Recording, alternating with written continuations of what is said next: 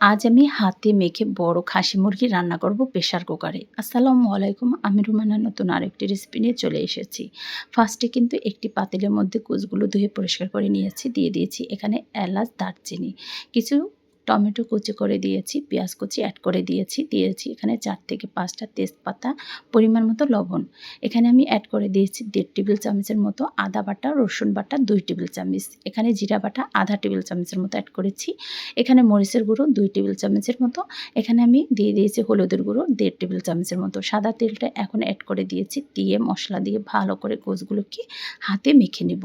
আর হাতে মাখার মধ্যে কিন্তু দারুণ একটা জাদু চলে আসে, সেই একটা ঘ্রাণ বের হয়েছে, পুরো ঘরটাই যেন মো মো করছে। হাতে মাখা যে কোনো তরকারির স্বাদটা একটু ভিন্ন হয় আর খেতেও কিন্তু দুর্দান্ত হয়। এই তো আমি এভাবে হাতে মেখে একদমই নিয়েছি। আর এখানে আমি কিছু ফালি করা কাঁচামরিচও অ্যাড করে দিয়েছি। কাঁচামরিচটা দিয়ে আরও একটু ভালো করে মেখে নিয়েছি। আর এটা এখন হাত দিয়ে একটু পানি অ্যাড করে দিব, দিয়ে এই গোশটাকে আমি আধা ঘন্টা রেস্টে রেখে দিব। আধা ঘন্টা পরে কিন্তু আমি চলে এসেছি রান্নার জন্য। এই তো এখন এই সম্পূর্ণ গোশগুলো আমি প্রেশার কুকারে তুলে নিয়েছি। এখন প্রেশার কুকারে দিয়ে আমি কিন্তু রান্নাটা চুলায় বসিয়ে দেব। এরপর কিন্তু কিছু সময় এই গোশটাকে আমি কষিয়ে নেব। কষানোর পরে এখানে আলু দিয়ে আরও কিছুক্ষণ কষিয়ে এরপর কিন্তু ঝোলটা অ্যাড করে দিব।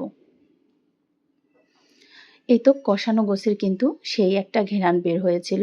আর এই তো দেখতেও কিন্তু ভীষণ সুন্দর হয়েছে। এখন কিন্তু এখানে আমি কিছু আলু অ্যাড করে দিয়েছি। আর গোছের মধ্যে আলু না দিলে ভালো লাগে না, আর গোছের আলুটা খেতে সবাই পছন্দ করে। এই তো অল্প পরিমাণের আলু অ্যাড করে দিয়েছি, দিয়ে এখন ভালো করে একটু কষিয়ে নিয়েছিলাম। এখন আমি ঝোলটা অ্যাড করে দিয়েছি। তো ঝোলটা দিয়ে এখন আরও কিছুক্ষণ এভাবে একটু নেড়ে চেড়ে দিয়ে দেবো ঢাকনা দিয়ে ঢেকে। আর ঢাকনা দিয়ে ঢেকে এটাকে কিন্তু আমি 6 থেকে 7টা শেষ করে নেব, তাহলেই কিন্তু রান্নাটা পরিপূর্ণ হবে। এই তো এখানে আমি 4 থেকে 5টা আস্ত রসুন অ্যাড করে দিয়েছি। সত্যি এই গোছের মধ্যে এই রসুনটা খেতে এতটাই মজা হয়েছিল কি আর বলবো। এই তো রসুনগুলো দিয়ে এখন আমি একটু নেড়েচেড়ে দিয়েছি। এই তো নেড়েচেড়ে দিয়ে বলক চলে আসার পর এখন আমি ঢাকনা দিয়ে ঢেকে দিব।